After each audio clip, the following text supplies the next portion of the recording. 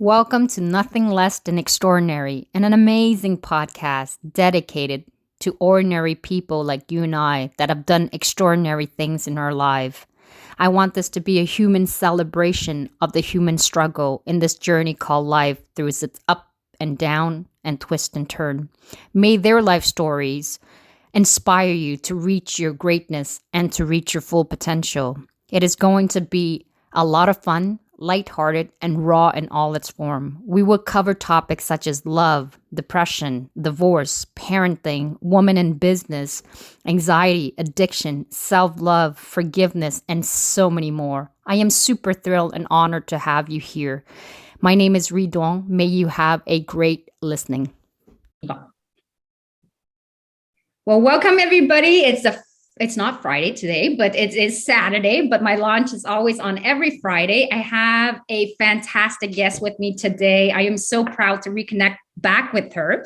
It is Sandra Gasana, and her artist name, I'm going to try to not stumble and really sabotage this. So it's Umurutasaté. Okay, but you can say it better. But welcome with us. I'm so happy to have you. Thank you. Thank you for having me. Thank you for this opportunity, and congratulations on your new podcast. Thank you so much. And I think you're going to be sharing with us an amazing project as well that you're going to do. So today's podcast, well, on my podcast is really, as you know, it's called Nothing Less Than Extraordinary, celebrating ordinary people like Sandra and myself and other people that we know in our community that have done and accomplished amazing thing. And when you hear Sandra's story, you're going to be in awe with her because she's lovely. I love the hat, the artist, and everything. Doesn't she have style? I made an effort, for your podcast. The pandemic, we don't get, chances to put makeup on and look good. So for today, I made the effort. You look gorgeous. You look gorgeous. And thank you for accepting to be a part of us and to be with us and to share your story, because really you have a very impactful story to tell. And so the theme of today's podcast is really following your dream, no matter what age it is. So there's il y a jamais, tantôt tu l'avais dit en français, so il y a jamais un bon. Jamais trop tard pour suivre tes rêves. That's it. So it's never too late to pursue any dream, no matter what age you are. And maybe you can describe a little bit about that, because you have quite a journey to where you're at around this age. I won't say how old you are and stuff, but at the age of around 40 and launching and starting a new career and whatnot. So if you can talk a little bit about that. Yes. So basically, so I decided a little bit before I turned 40, I think I was 38. Yeah. I was really thinking about music, because music has always been a part of my life, but it was never the thing I was, ready to say, okay, I'm going to pursue a career in music. And, in my community, music and arts in general is not seen as something, that parents are proud of, So it was always something that I did on the side. I had many little projects with some friends, a little bands here and there. But then I was getting closer to 40. I said, you know what? When I turn 40, I want to say that I finally did it. I pursued this dream that I've been doing on the side. So this is what I did. So at 38, I started taking classes, singing classes with a guitarist that I met here in Montreal. His name is Rwandan Camargo from Brazil. So I started taking classes just to have that confidence, to say, okay, is it really something I'm just dreaming? Is there a talent, behind it? And then as I was taking the classes, I realized that, I enjoyed it. And I had a little talent in that. And then slowly by slowly, we started to do little shows here and there. And I was really, this is when I realized, okay, I'm happy that I did that step. Because I didn't want to have, regrets when I turned 60 and say, oh my God, I had this dream when I was younger and I never pursued it. So I just went ahead, did it, and it was the best decision. Wow. Because now I'm 41, going on 42, and I'm really doing it professionally. That's not the only thing I do, but at least it's part of my life. Yeah, you're expanding that creative side about you. And I think it's beautiful when we talk about dreams and stuff, like I'm a big dreamer as well. So I'm so happy to be talking and celebrate other people's dream. And I can't wait when people actually gets to hear your quote when we end it, because it was really, really a powerful one. But when we talk about pursuing dream, it can almost seem as intangible. We often hear like follow your passion, go for what you're good at. But how do you do that? And what you said really basically describes it well, is that I have something that's lingering inside of me that's nudging me to do it. And I'm just kind of leaning in and exploring. And the best thing is to explore, which is what you did. You said, okay, you know what? I want to try and see if I can actually sing. I'll take courses. I'll do like different ability or competency and training in order to see if I can elevate it. So you're actually doing things that are concrete. You're not just dreaming and passively doing nothing. You're putting action in place in order to get to that goal. And I think when you kind of test and radiate it and kind of try it and you mold it, you're going to fail, you're going to stumble, but that's the beauty of the craft of building your dream. Absolutely. And I was ready, if I had taken those classes and I could feel that maybe it was not the best decision, or maybe, it was all in my head, I was ready to say, you know what, I tried and then it failed. Let me think about something else. So I was even open to that, Mm-hmm. But then as I was going through these classes and I was learning about myself and my tone and my, my voice, and, I was like, okay, there's something we can play with, and let's just explore and then get better at it, I love that. And it's like exploring and then trying to, because when you describe it, you radiate the love and the music comes across. And I think we're all meant to do something. Each one of us are put here to do something special. So when there is that feeling inside, like that's pushing you to do, and yet you're so scared and terrified. And I think what you said is very true, because in the book of the research, like, they did a research of all these seniors who are in a palliative care and what are their 6 regrets and stuff like that. And one of the things they say, and something that I remind myself often as well, is never live with regret. Don't look back and say, I wish I could have done that. So kudos to you for really saying, you know what, I'm going to give it a try. Wherever this leads me, I'm going to have fun, enjoy the process. I'll explore and we'll see what come out of that. And I think that is the best approach when it comes to pursuing a dream. You're actually putting things in place. You're radiating, you're positive, you're enjoying it, you're honing the craft, because really dream is about effort as well. It's one thing to dream and just have imagination. And that's great because it nourishes you. But if you want things to come into reality and manifest itself, you definitely have to put in the work, which is what you do. You're going, you're showing up, you're going to practice your voice, you're starting a band, you're singing, you're getting gigs here and there. So you're putting like all these positive things in your road in order to kind of get to where you need to go. I think I couldn't have done this when I was 20, for example. Mm-hmm. I feel like 20, I was not ready to, to pursue it. One. Yeah. And then, when you're younger, you have that pressure, the social pressure. Yes. It was cool. You have to finish university, and you have to have a good job, yes, and get married and have kids, So yeah. I reached a point around 40 and I was like, okay, I guess I checked all the boxes, that, social pressure, put on us. Yes. What now, And I was like, okay, I did everything I was supposed to do. Yeah. Let me just now do what I want to do. Let me just do me. And this is what I do. Yeah. Well, there you go. Look at you. Yeah. And you know what? I feel like taking a glass of wine, because honestly, it's not something I give to you and to me. Yes. It's like your path, it is so close to mine. When we started reconnecting again, because we actually met on Life Story project for Concordia University for Montrealers who have been through human right violation as well as genocide and so on. You were part of the Rwandan group and I was part of the Cambodian community. And so that's how we connected. And I always found you so this energy that you radiate, but also this poise that you have. There's something so magical and so strong about you. I always admire you from afar. Oh my God, that's so touching that you're saying this. And But it's funny how we reconnected like after almost 10 years. Yesterday we're talking almost 10 years.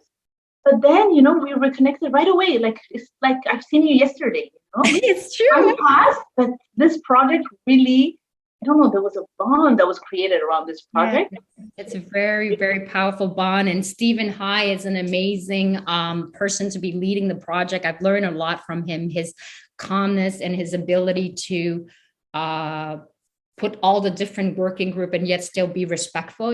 Like there's always the community and the academic side, how to negotiate the two and kind of be partner up and do collaboration. It's always not very easy to do, but he managed to do that very well. So I'm very pleased about my experience. But I want to also mention, when you say there's always a time, at the age of 20, I would never do what I do now. Honestly, I just started pursuing my dream, I guess. I launched with my therapy business as part-time.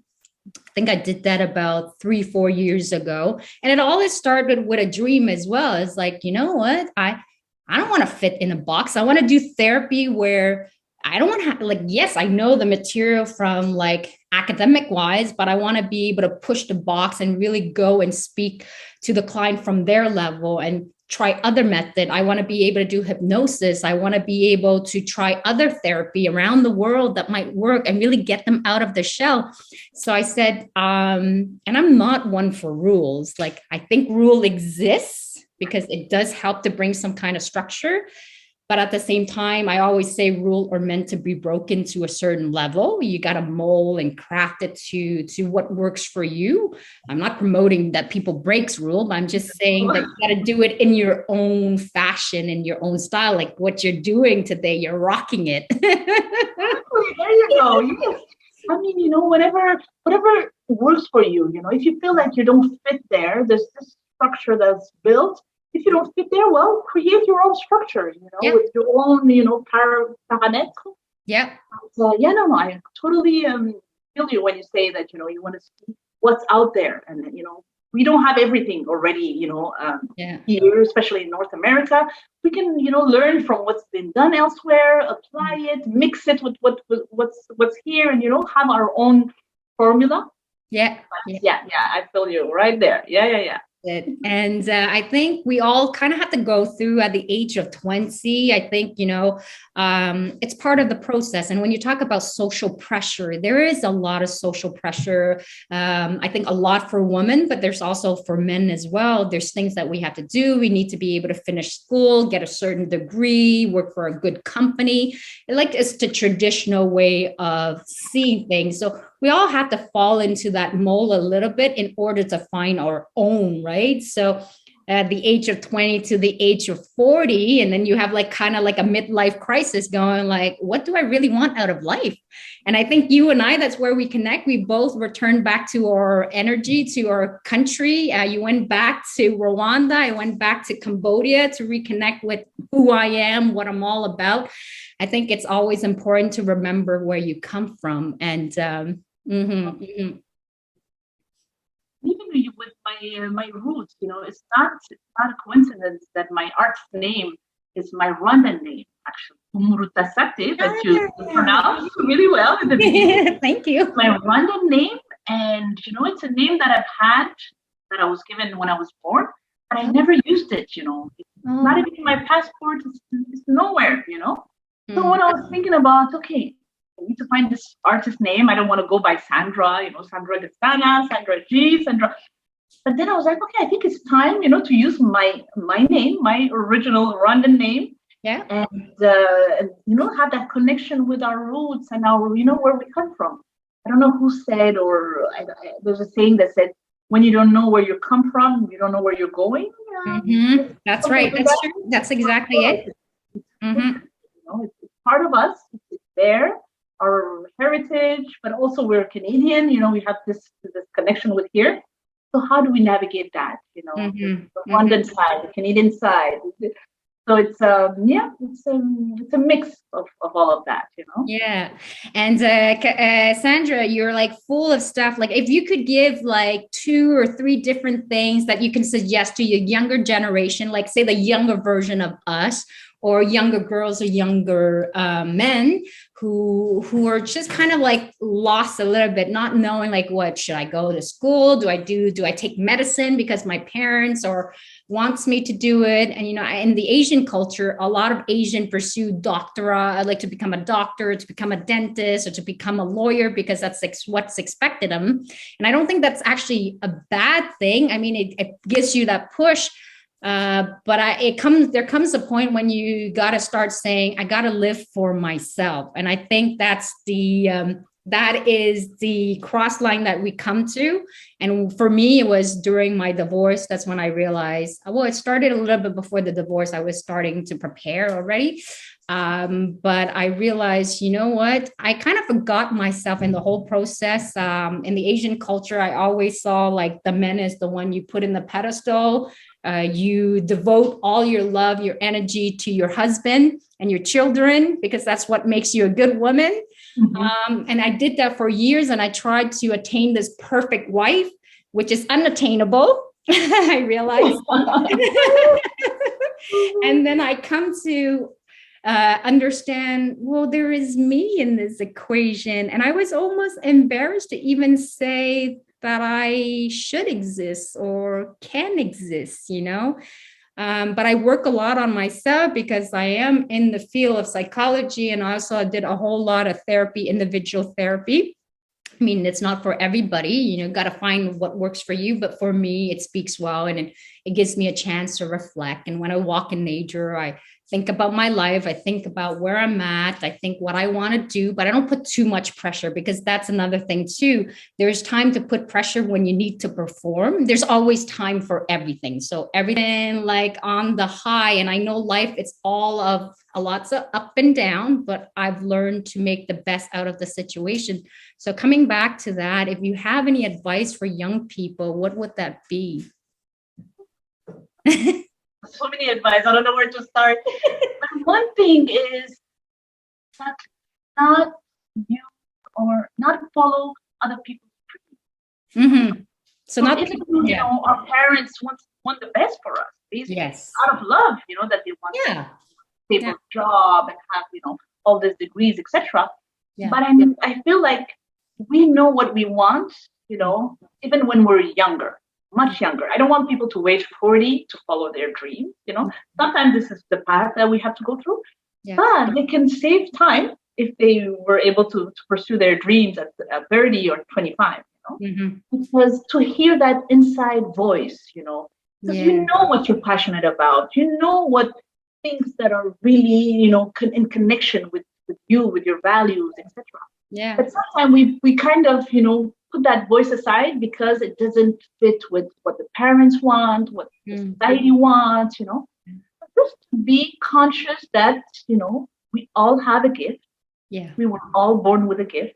But unfortunately, many of us, you know, go through our lifetime without pursuing that gift, without exploring that gift.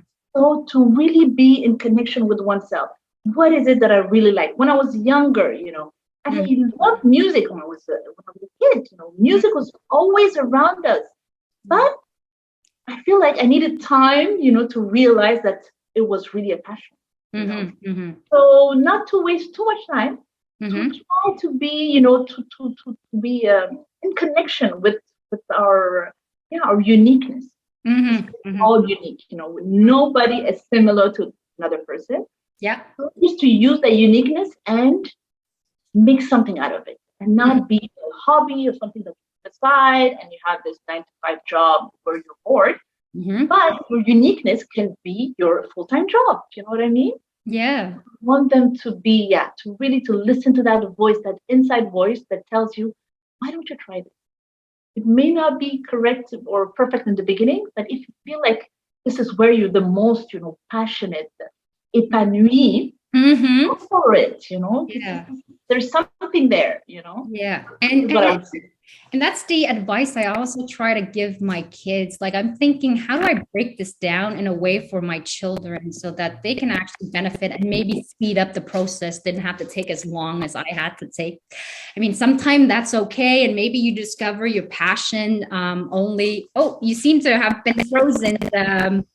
Okay, it's coming back. So we're okay. Good? Okay, perfect. It's okay. It's good on my end. So, but I think, like, I thought about it for my children. How do I pass on this message so that they can live a fulfilling life the best they can? I mean, there's no perfection. Don't expect to be happy all the time, but expect to be well. I mean, there's a certain secret of ingredient. I think one, you got to find, definitely my one in my situations, definitely find the right partner, because then they really help you expand, support your dream. And when you have a shitty day, you come home, you feel safe, you get cuddles. So it took me a while to understand that choosing a partner wisely, it is so important. And I've been blessed with the gift of having found my boyfriend. And life is just really easy that it becomes like, in contrast to what I have, is like, is this even real? It's like, you're so used to a certain way that when it's actually good, you're like, that can't be. And that's a podcast that I will cover as well for a lot of women who struggle with that. And yes, the good guys also do exist. The nice guys do exist. So coming back to that is that when I talk about trying to speed up for children, I think one thing that when you were talking, I thought it was really interesting and something that we had covered is to be in the soil that nourish you. So definitely surround, like there's different things, like follow the things that you enjoy and love. And that could be in different ways. One thing that worked for me, I didn't know what I really loved because I love too many things. So it's hard to narrow it down. So that makes it really hard. Another problem. Yeah, that's also the downside. So what I was able to do was there was things I really don't like. I hate routine. I hate like a fixed thing. I hate to be in a box. I hate any of those kind of structure where it's too rigid. Like I need freedom. Like I'm the type of person who's very flexible, independent.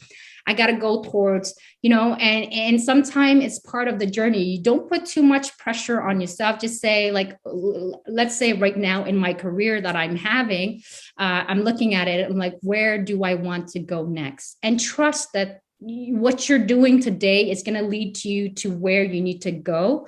And for a long time, I'm going to be going on tangents because I have too many ideas that are just bombarding my brain right now. Definitely the soil, nurture you, like be in the right soil, because the right soil will nourish you. And that right soil, just remember, you're like a flower. I always see myself as like a white rose, because I like white rose, not red. I'm not flashy, although today I'm wearing orange. Just for you. But I like white rose because it symbolizes purity. So every time it's Valentine's Day, I tell my boyfriend, don't buy me red rose. I want white. And he is so sweet. He always buy me the white one, even if he have to travel a little bit further.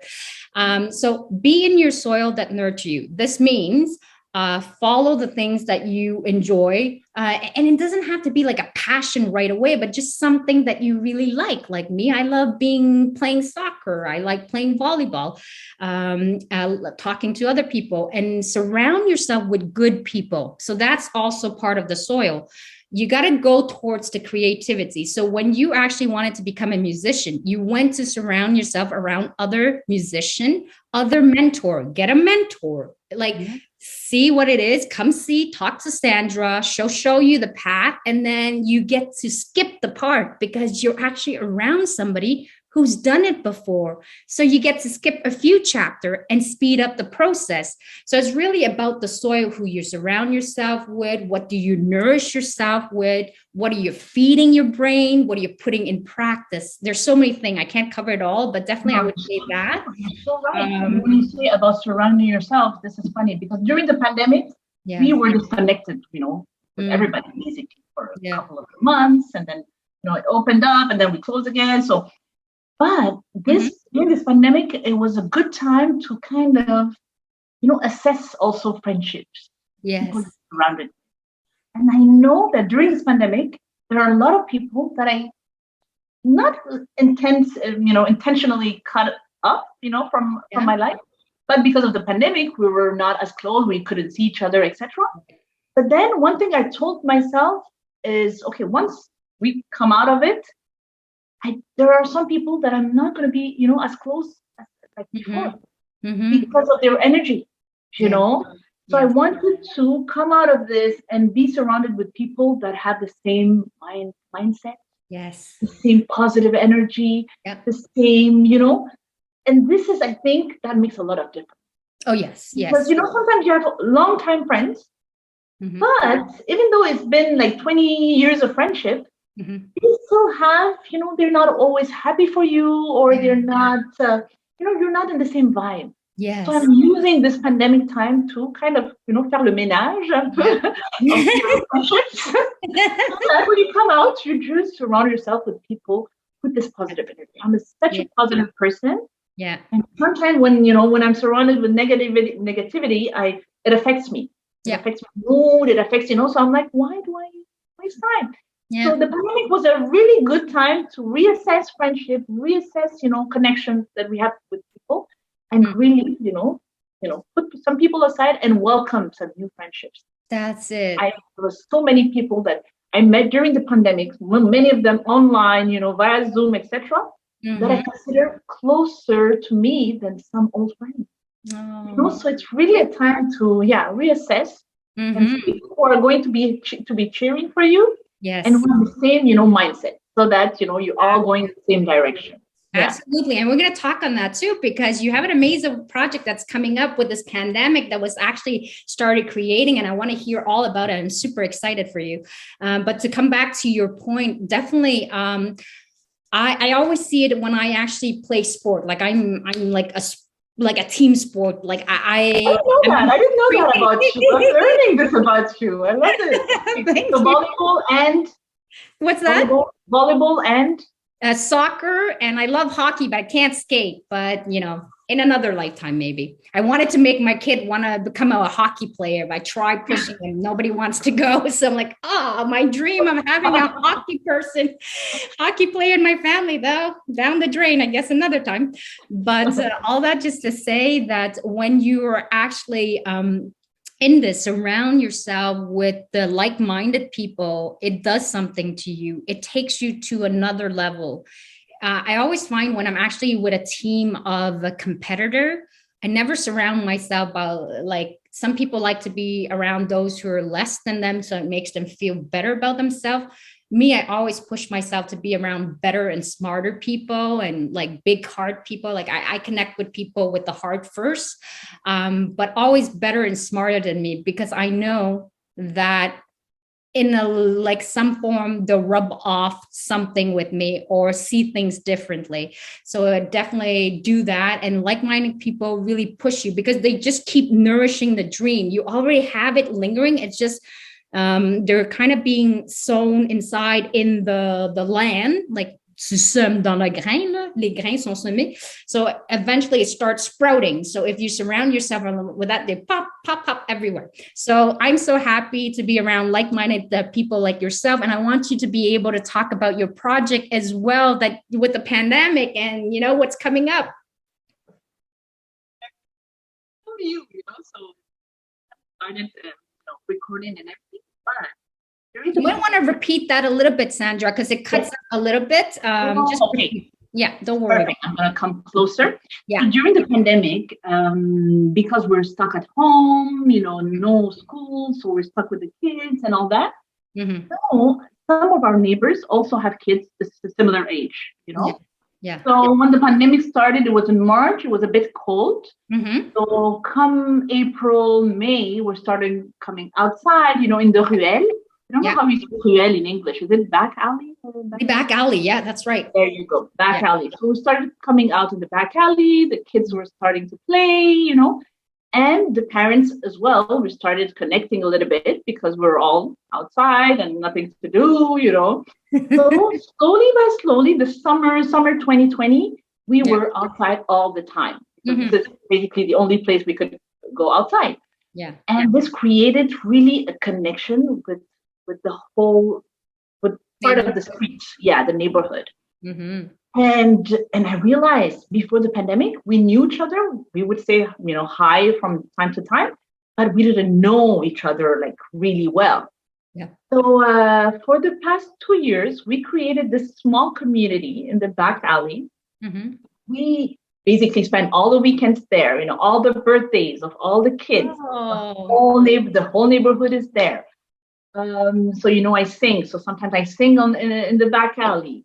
I have a neighbor who's our yoga teacher. She teaches yoga, and like 4 or 5 of us, do classes with her. So it was becoming, we do barbecues, we have parties, we have movie nights in the back alley. We come out with big screens. Wow. Kids are there and just watching the movie at night. Yes. So we created this community that wouldn't be, alive without the pandemic. So I thought, okay, we need to document this because I tell people about this today, they're all like, oh my God, I don't know my neighbors like this. Like, I don't chill with my neighbors every weekend, because my family, I didn't want to go to see my family. I prefer to stay in the ruelle. So they're like, what is it with your ruelle? What is it about?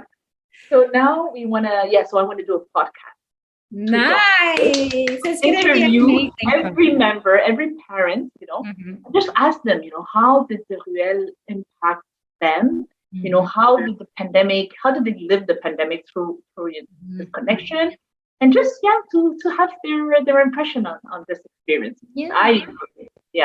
I think it's going to be a success with regards to that, because honestly, really, we don't get to know about our neighbor, and there needs to be a sense of community. Yours is really powerful. You don't see that often, hearing about neighbor coming together, doing like movie nights, teaching each other yoga, doing like all these barbecue and celebrating birthday. It is so gorgeous and it's beautiful. I wish, that's something that I find really hard of being in the Western in Western Canada, like the Western country, is that sense of community where we come from. I mean, as kids, we used to complain about it. Why do we have to go and see all these things? But now getting older, I'm like, that sense of community, I kind of miss it.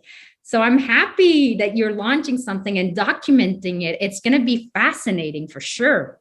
Yes, because I'm afraid this coming summer, everything is reopening. So maybe many of the neighbors might travel, they may go elsewhere. So I don't think we'll have the same dynamic that we had in the past 2 summers. Yeah. So before everybody goes away and, we go on to our lives, I wanted to document it so that we have it somewhere, and we'll have interviews, some individual interviews. Some people want to be interviewed, by pairs, like 2 people together, 2 friends, for example. And so we'll see what comes out of it. Yeah. Yeah, you never know. It's like a seed that you're exploring and testing it, but at the same time to get to know your neighborhood, to highlight it and to showcase it. What could be more beautiful than this, I think it all comes from the Montreal Life Stories project. You know how we love storytelling, we love stories. Yes. I think we've all had this, this seed that was planted in us. Definitely. And look at you now with your podcast. Gracia has her podcast now also. Me, I'm going on with this podcast. So it all starts with the Montreal Life Stories. Exactly. We made a whole bunch of babies after the life story, and then we had our family, and now we're launching to the new project of podcasts and so many more. But you have a lot of other stuff coming as well, because you're passionate about language. And I didn't get to do a proper introduction of you at the beginning because I was so trying to focus and dive into dream. It's something that I love and adore, but you have other passion. You study in journalism, you're fascinated about language. So tell me about language. You got a project started with your dad that's coming. That's very exciting as well. Oh my God, I have so many projects. I don't know if we need 2 lifetimes, to go through all my projects. But actually music was the instigator for all this process. Yeah, because I was like, okay, this music aspect, I wanted to do it. I made the effort, and now here I am, as a singer. Yeah, but I can't do just that. Well, I need to pay bills and all that. So I was like, okay, what is it? Now that I'm 40 plus 41 now. Mm-hmm.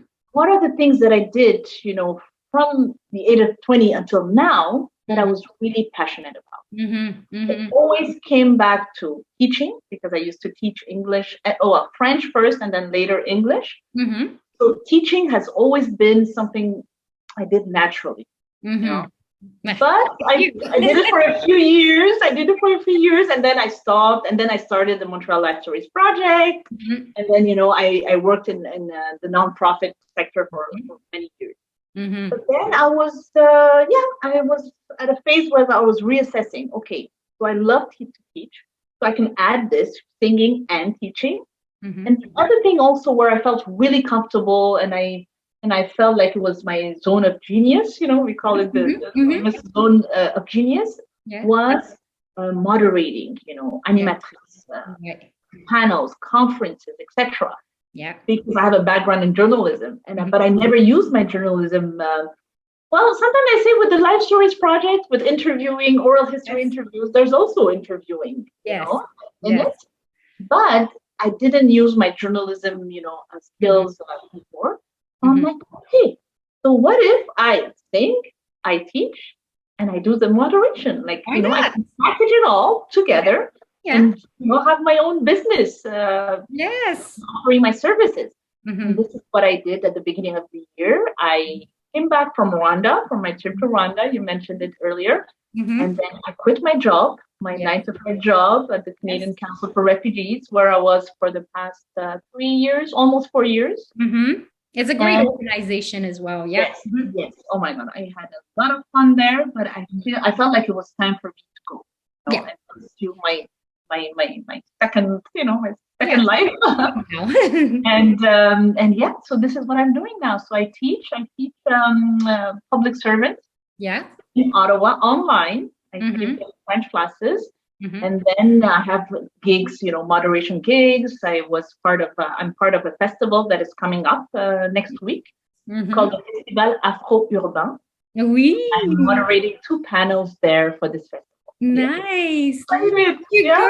And it fits so perfectly with you. And that's why it's so important to I think when we talk about aligning who we are with the interest, the leisure, the passion to us, it kind of has to speak to you, if you hear comments from friends or other people that says, I just don't see you, not that you would always listen to them. I think there's a point where you have to listen.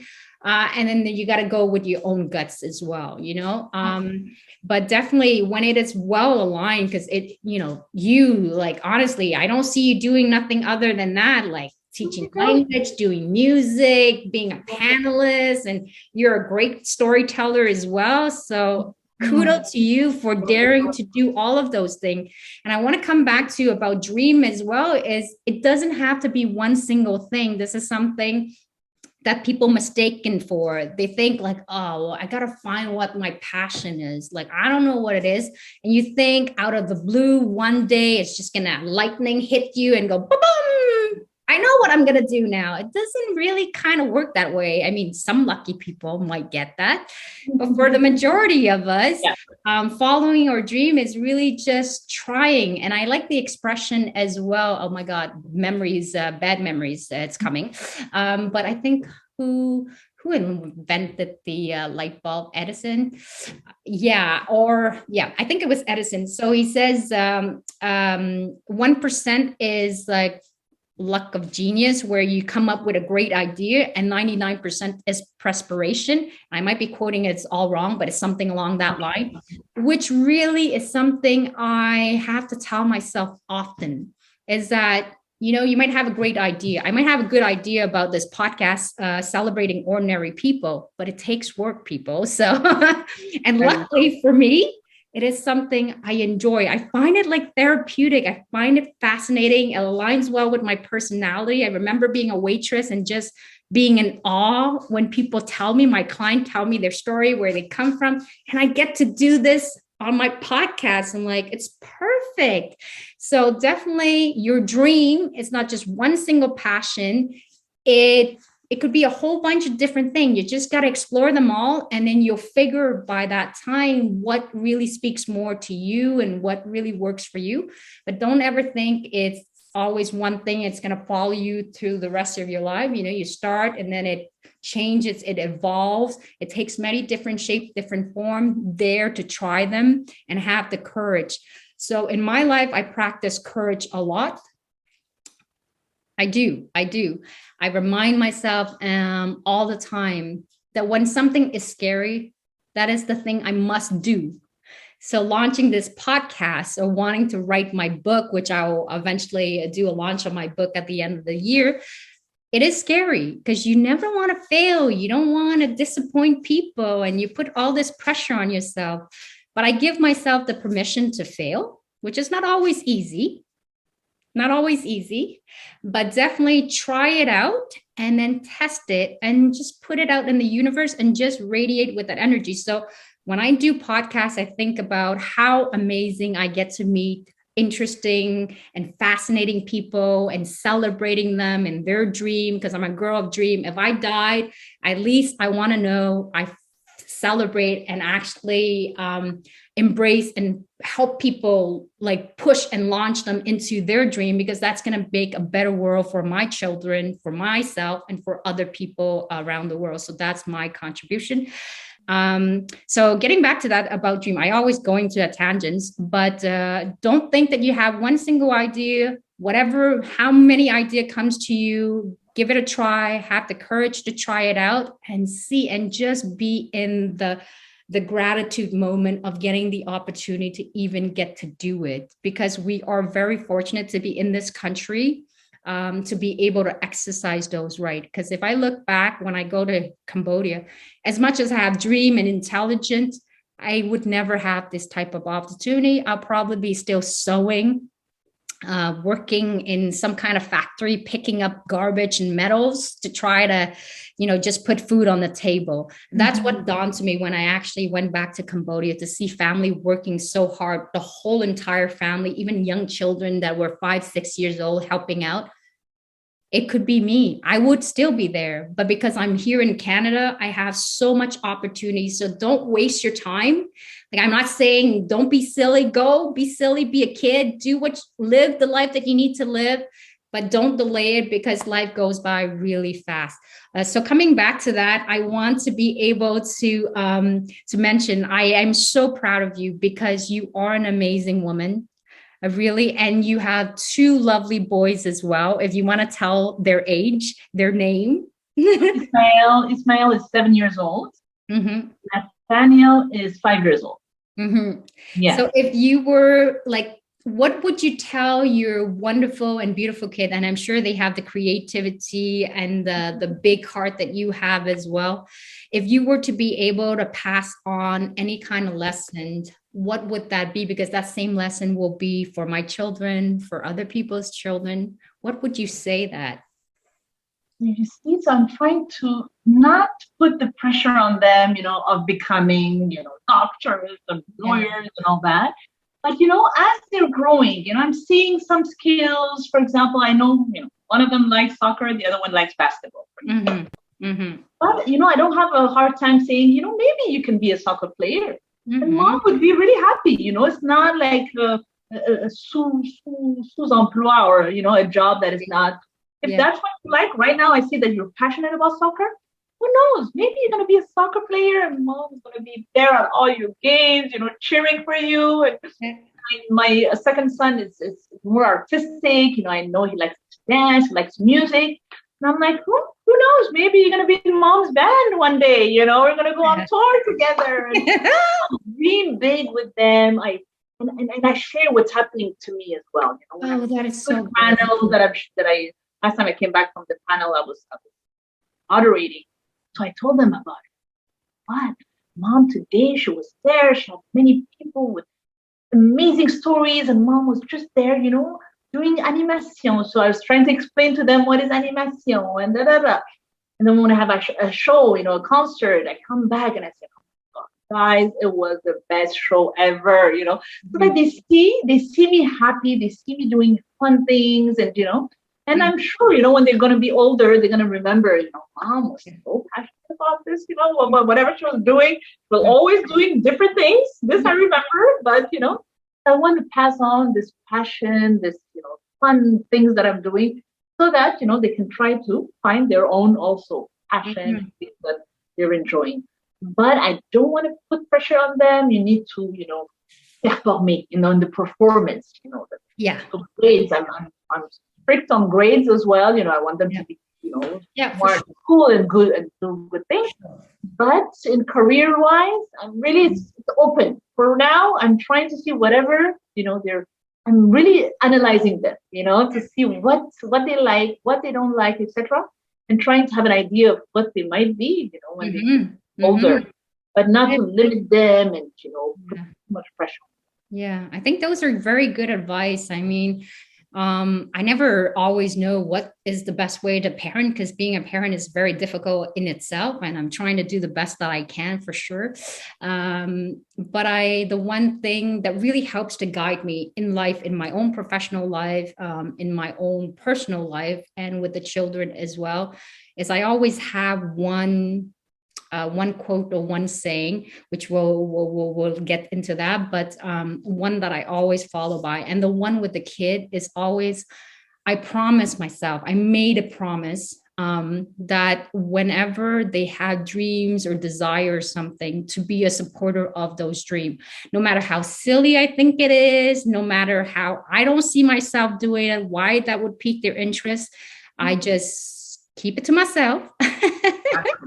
And I try my best to always be a supportive of that. And I remember with my ex-husband, when his youngest son, he couldn't afford to put him into a hockey class. The promise I made myself is, if a kid has a dream, I will find a way to support it. And I remember at that time, it was like, I was fresh out of school, didn't have a whole lot of money, was able to save up about $1,000. And I gave my $1,000 and said, he had a dream, because when he was a little kid, 4 or 5 years old, he said, I want to play that game where, hit the puck. And that was his dream. So I'm like, I don't know if he's going to be a hockey player, but you know what? He loves it. This $1,000 is definitely going to be worth it. And the other things I want to mention, because I wrote so much stuff about dreams and stuff, is definitely stay focused. Always stay focused on your thing. It's hard to do. But definitely, if you have the focus, you're much more able to get ahead, because you're not easily distracted. So always do something that I do as a practice and a habit. I'm not always 100% perfect at it. I give myself the slack. I'm practicing a lot of self-love and being not too judgmental on myself. Is that I start with the most difficult things to do in a day, whatever works for you. Some people like to ease into the hardness. Me, I like to tackle the hardness and then reward myself with the easy stuff. Okay. We each have our techniques. So whatever works for you. I'm just sharing with you what works for me. So always tackle. I'm sure you've seen this thing where they put rocks, like always do what matters the most first, because that is going to be your 80% of the time. That I don't know if you heard of the 80-20 rules. It's definitely when you do the things that is going to bring you closer to becoming a musician, to doing panelism, to teaching language in school. Whatever action that will lead you closer to these 3 dreams is the things you must do, even though it may be the hardest things to do.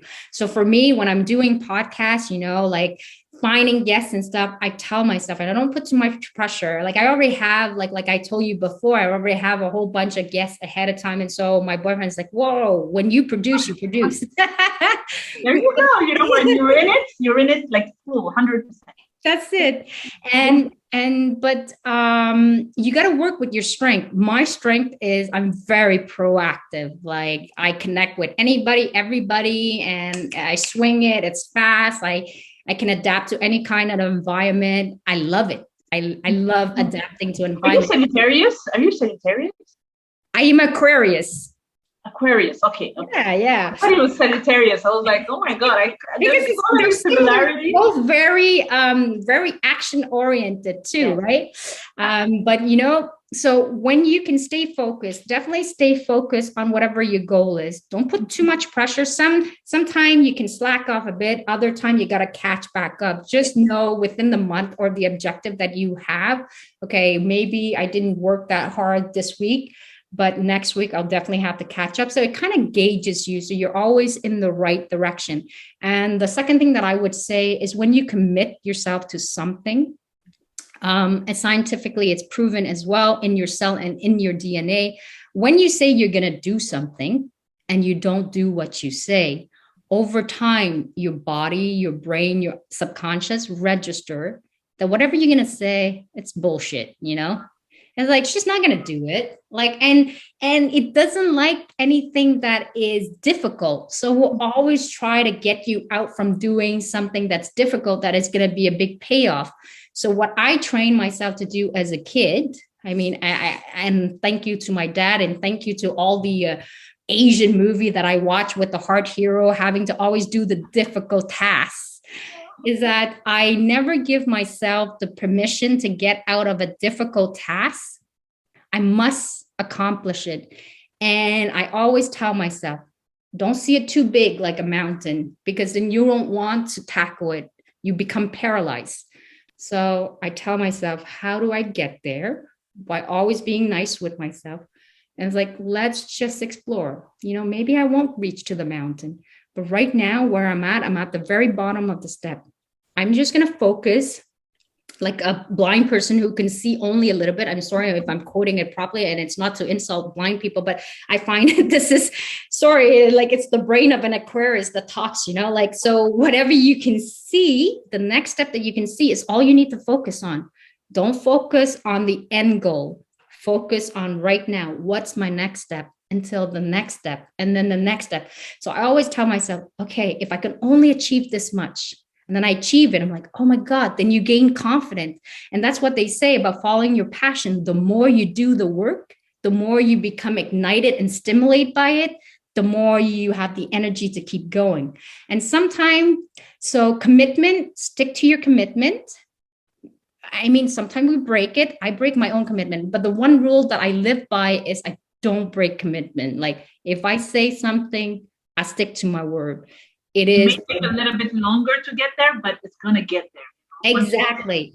And you tell yourself, you tell yourself, okay, maybe I didn't get it there right now, but I'm working every day. Every little effort is an effort closer to the goal. Okay, so don't be hard on yourself. And if you fall off the wagon, which we all do, just jump right back in. I always do that. Oh, I just fell off the wagon again. This is like the third time. I'm like, it's okay.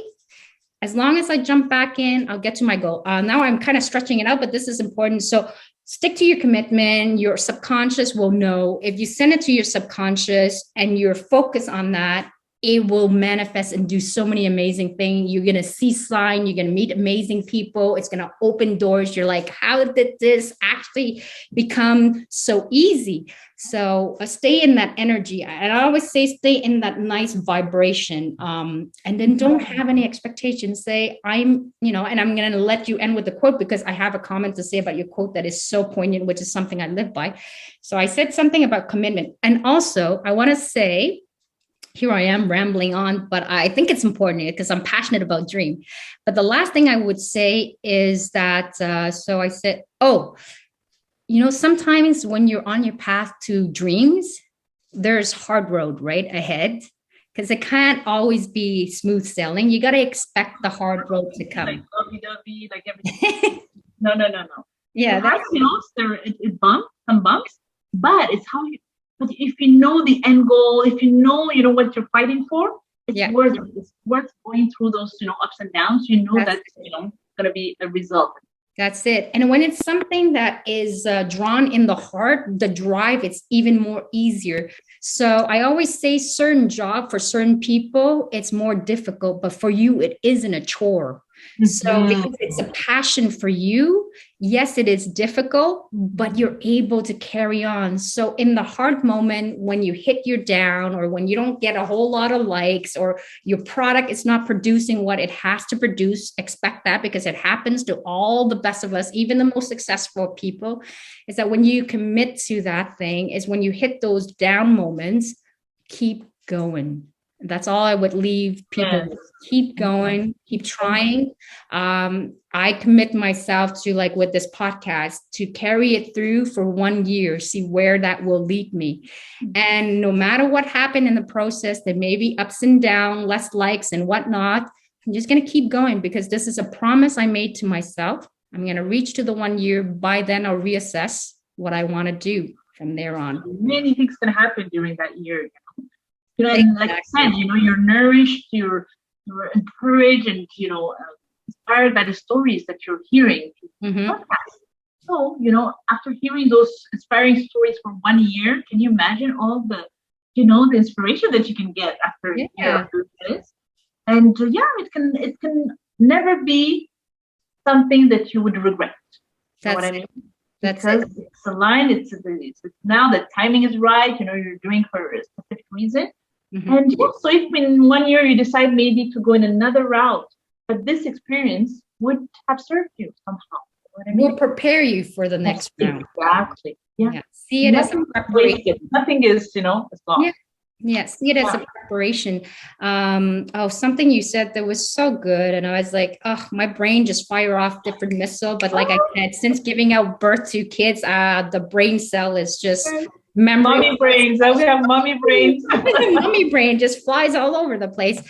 So you had mentioned about so just follow it. It's already gone and lost, but I think I cover it all. But I want to be able to end this with, and we're going to share the link in the description as well, about Sandra and her music. Definitely go check out her YouTube. Please tell them about your YouTube, because I listened to your videos, your singing, and you got an angelic voice. It's amazing. It's unique, and yet I've never heard those kind of sounds before. Thank you so much. Yes, you have a YouTube page. Basically, you just go on YouTube and you write my name, Umurutasaté, and then you can find it. Can you spell it out for them so that they know? Yes. Yeah. Umurutasaté, and with an accent. Accent aigu. Perfect. Umurutasaté. Write it out in the description when I have it, so that you have it too. Mm-hmm. And this is where I put some of the shows. We did a lot of online shows during the pandemic. Mm-hmm. So what you saw on YouTube is one of the shows that we did, actually for a festival that, I don't know if you remember Shahzad, who was also part of the Montreal Life Stories project. Okay. It's so funny. We're all connected somehow. She did a festival last year called Me We. Oh. It was a quote from, I think, Muhammad Ali. Ooh. Who said that one day. Me We. And so it was an online festival, and I did this show. All the clips that you see on my YouTube page is from for Shahzad festival. Oh, wow! And so I'll keep on posting other videos there. So this is where you can find my music. Mm-hmm, exactly. So we're going to share all the info on different things that Sandra is going to be doing. So I want to be able to have you have the last word with a proverb, a quote that you love, that you follow by to inspire other people, because you're such an inspirational woman in a powerful house as well. So I'll leave you with the... Yes. So this quote is from Jay Shetty. For some of you who know him, his motivational speaker. He used to be a monk who decided finally to leave that lifestyle but to come and teach what he learned, during his stay, his experience as a monk. Yes. So his quote, and I love this, is your passion becomes a purpose when you use it to serve others. I love it. I love it, because that's exactly what we're trying to do, right? Is to, I think Napoleon Hill says it too, is that I always repeat to myself, like, when I want to make money, he always says, let's say I want to call in $5 million. You have to be concrete, maybe it'd be more. I dare to dream. I want to be a millionaire one day. I'm throwing it out to the universe. And, I used to be shy and embarrassed about it. But here it is. I just said it. But it wasn't for the money. It's more for the ability to finance dream. to be able to finance people who I connect with and entrepreneur and people in business, and really just give a platform for people to expand and excel. So money for me is more of an opportunity to share the wealth, whatever. But all that just to come back, when you were actually serving other people, this is where you find your purpose. It's by serving other will you actually grow and prosper yourself. So Napoleon says the exact same thing: in exchange for services I will render in order to have my $5 million or whatever that amount it is. But I am so happy to have you. I want to be able to thank you for tuning in and being with me to share your life story and all the amazing thing that you have to accomplish. I wish you so much success, Sandra. I know you're going to kill it. And I'm so happy we reconnect. Yes, and I hope we'll keep in touch. We were talking yesterday, we didn't get a chance to finish, but I can't wait to, now that things are reopening and we're getting back to the normalcy. Yeah. But yeah, I'd like to continue the conversation and just catch up on our lives, For sure. In the past 10 years, Yeah. So, yeah. And panelism is something I love. I love having like this diverse view and perception of everybody. And that's something that really connected all of us to it. That's why we were part of the life story. So I want to thank all my viewers for tuning in on this amazing person, this amazing and brave woman. May she has a lot of success, and I know she will. Wishing you all the happiness and this beautiful journey, whatever it leads to. So have a wonderful day, Sandra. I love you very much. Thank you, Ree. Thank you for having me. Toast to you. I don't drink that often, but I feel the difference. Bye, my dear. Have a good weekend. Okay? Thank you, everybody. Take care. Bye. You too.